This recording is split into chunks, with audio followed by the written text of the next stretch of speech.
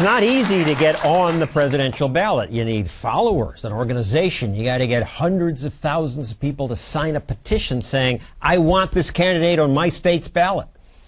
One third-party candidate succeeded in nearly every state, and that's Gary Johnson, the Libertarian candidate. So,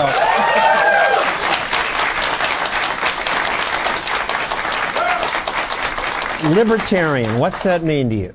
Libertarian, to me, with a broad brushstroke, fiscally responsible, socially accepting. That's with a broad brushstroke, and I think that represents most of Americans. Well, more liberal than Obama on several issues, more conservative than Romney on several issues. All right, let's learn a little bit about you. You started as a one-person, door-to-door handyman and grew that into a 1,000-employee building company, then decided to run for governor in New Mexico, a Democratic state, won twice in this Democratic state, where you did weird things like you cut spending. Vetoed.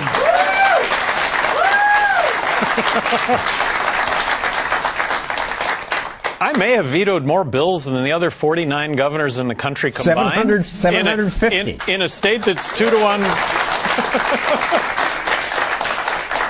In a state that's 2-to-1 Democrat, I should have been ridden out on a rail, but I just think it speaks volumes to the fact that people really appreciate good stewardship of tax dollars. I think I delivered on that in a big way. So then how come you're only, according to a Zogby poll, polling at 4.3%?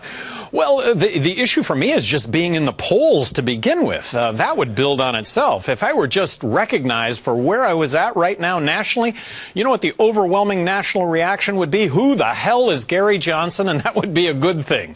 Just the attention that goes along with that. I welcome the light being turned on, and take a look at my resume. There is nothing in my resume to suggest that I'm not going to doggedly pursue all the things that I'm talking about.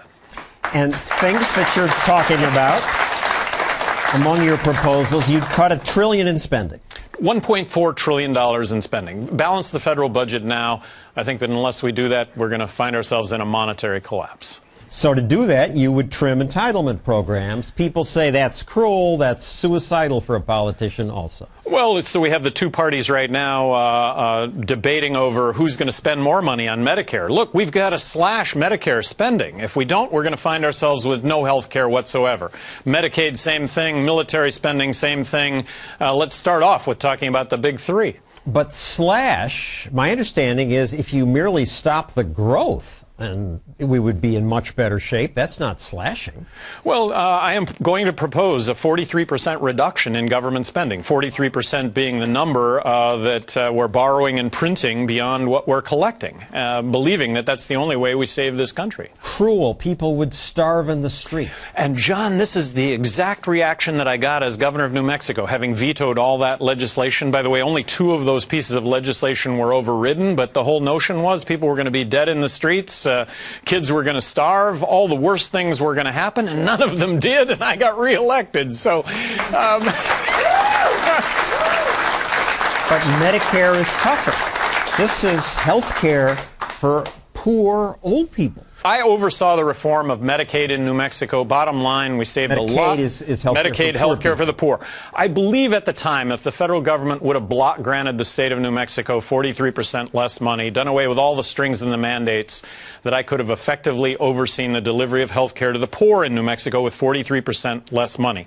I would suggest that as a template for Medicare also, health care for those over 65. Give this up to the states. 50 laboratories of innovation and best practice. I'm going to suggest that that's exactly what we will have. Some terrific best practice that will get emulated. We'll also have some spectacular failure that will get avoided. But Washington top down, Washington knows best. That's what has us in the situation that we're in right now.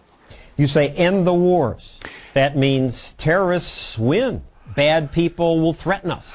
You know, I'm going to suggest that because of our military interventions, we have hundreds of millions of enemies to this country that, but for our military interventions, we would not otherwise have. So let's take Let's take military spending back to 2003 spending levels. Let's start out with the premise that, yes, we should provide ourselves with a strong national defense, but defense here is the operative word, not offense and not nation building. We're building roads, schools, bridges, highways, and hospitals in other countries, and we have those same needs here in this country. Let's take a look at one of your campaign ads. My name is Gary Johnson. This is the United States Constitution. This is not.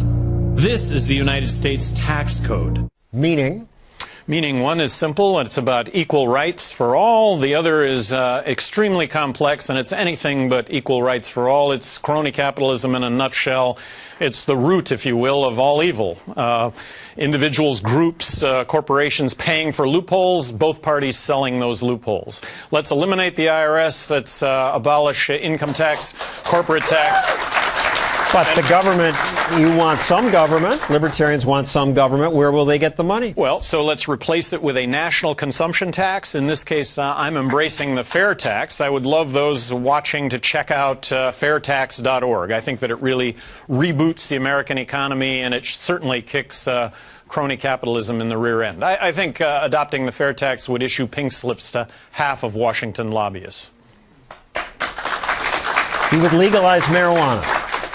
Legalize marijuana, control it, regulate it, tax it. I think we're at a tipping point on this issue. Let's free up half law enforcement, half the courts, and let's let some of those 2.3 million people behind bars that are there on nonviolent, victimless crime out of jail. You would allow gay marriage.